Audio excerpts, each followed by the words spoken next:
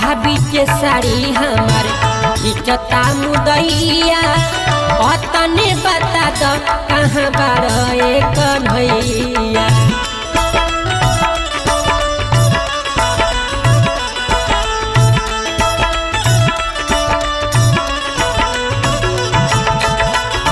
भाभी के साड़ी हमारे खिंचता मुदैया तने बता दो कहाँ बारे कन्हैया।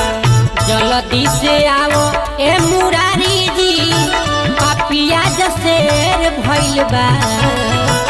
जल्दी से आओ ए मुरारी जी पापिया जसेर भइल बा।